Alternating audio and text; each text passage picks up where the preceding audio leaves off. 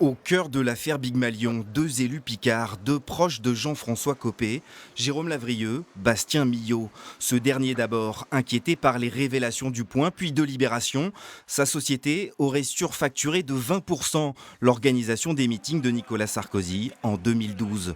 Plus grave, après la campagne, 70 colloques payés par l'UMP et qui n'ont jamais eu lieu.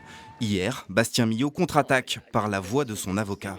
À la demande de l'UMP, la société Big Malion a été amenée à établir des factures qui ont été imputées à l'UMP alors qu'elles auraient dû l'être à l'association de financement de la campagne du candidat M. Sarkozy en 2012. Il s'agit donc bien de fausses factures. Des comptes de campagne maquillés pour 11 millions d'euros, une version que vient confirmer en direct le directeur adjoint de la campagne, Jérôme Lavrieux. Le problème, c'est que ces dépenses sont plafonnées et qu'au-delà d'une certaine somme, eh bien, on ne peut plus les intégrer dans le compte de campagne.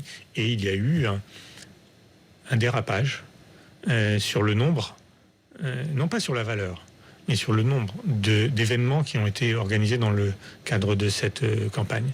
Dans sa confession, ému aux larmes, le Saint-Quentinois parle d'une campagne qui s'emballe, d'un train lancé qu'on n'arrête plus. Mais aucune malversation, aucun enrichissement personnel. Jérôme Lavrieux dédouane ses proches, notamment l'ancien patron de Big Malion.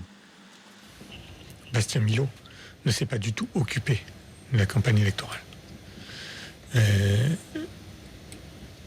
Il ne s'est pas occupé de cette campagne électorale. Et je suis désolé pour ce qui lui arrive. De ses aveux télévisés, des parts d'ombre subsistent. Jérôme Lavrieux est-il infusible?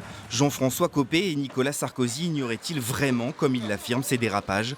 L'eurodéputé indique se mettre à la disposition de la justice. Il ne fera pas jouer son immunité, fraîchement acquise.